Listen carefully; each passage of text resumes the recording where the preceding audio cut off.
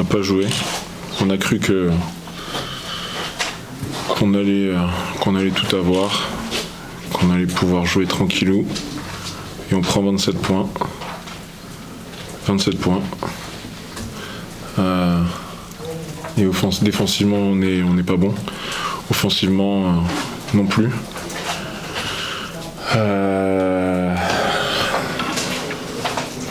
On a réussi à corriger un peu plus en second quart-temps. Il marque 18 points. Mais après, voilà le score, 94-91. Je crois que le score en dit long sur notre performance défensive ce soir. Il nous a manqué une première mi-temps. Comme je dis dans le vestiaire, on perd pas le match dans la dernière minute ou dans les 2 dernières minutes, on le perd les 20 premières. Et ce qui aurait pu nous faire gagner, c'est les 20 premières minutes où on n'était pas là du tout. Et c'est ce qui fait que ce soir on perd. Si on avait fait une première mi-temps comme on espérait, en défendant agressif et en jouant plus long en attaque, on va dire, et on aurait pu gagner. Donc voilà, c'est très très très frustrant ce soir. Et comme je l'ai dit avant, il nous reste 9 finales maintenant pour engranger le plus de victoires possible. Et à partir de samedi déjà à Reims. Et jouer 20 minutes sur 40, c'est trop tard. C'est trop tard, surtout dans un match comme ça, dans un match important pour nous. Donc voilà, c'est très très frustrant, c'est très très décevant de louper ce soir parce que, comme je l'ai dit, sur les 7 ou 8 derniers matchs, on en laisse énormément des matchs. Franchement, on en laisse énormément et on n'a pas le droit. Moi, j'ai pas grand chose à dire là-dessus, hein. Je suis désolé, hein. Le bonnet d'âne il est pour nous, hein. 2 défaites contre Boulazac. Alors on peut en prendre une là-bas, ok, on n'est pas prévenu, mais là on est prévenu. Avant le match, il était clair qu'il était question de ne pas recommencer les erreurs passées, à savoir défendre au bout de 20 minutes. Maintenant, c'était la même histoire. Alors on peut toujours dire on est décimé par les blessures, oui c'est vrai, mais enfin bon. La victoire de Boulazac est méritée. Il y a eu un arbitrage correct ce soir. Il n'y a pas grand chose à dire là-dessus.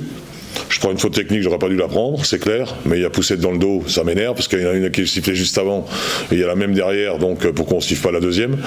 Mais globalement, il n'y a pas grand chose à dire là-dessus. Ils ont été très adroits, alors que nous on a fait encore une fois un 21% à 3 points, mais certains ici n'ont pas compris leur rôle. Alors j'attends que la situation se décante, mais je ferai de cadeau à personne, je le dis clairement.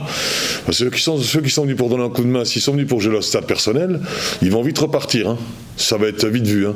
Et je parle pas de Justin, évidemment. Donc voilà, je pense qu'il y a des joueurs ici qui n'ont pas bien compris, qu'ils n'étaient pas là pour tirer à 3 points, mais qu'ils étaient là pour faire autre chose. Donc s'ils ne comprennent pas, on va leur expliquer. Parce qu'apparemment ils ne comprennent pas, parce qu'ils me demandent pourquoi ils ne jouent pas plus. Donc je vais leur expliquer clairement. Voilà, après je suis extrêmement fâché ce soir. Extrêmement fâché, parce que j'aime pas passer pour un con. Et j'ai l'impression de 2 fois de suite de passer pour un con, et ça me plaît pas spécialement. Surtout quand on prévient les gens. Alors oui, effectivement, on a des joueurs en poste 5 qui sont des rotations et non pas des titulaires, et que notre titulaire n'est pas là, d'accord. Mais quand on arrive à revenir dans le match et qu'on confond vitesse et précipitation, je ne suis pas spécialement d'accord.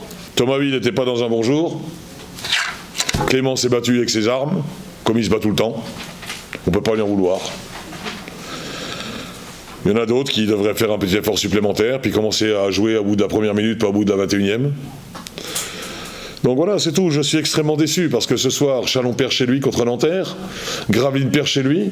On a la possibilité de prendre 10 victoires, de regarder autre chose, et chaque fois c'est pareil. Chaque fois, faut une cagade. Mais pas contre les premiers, hein.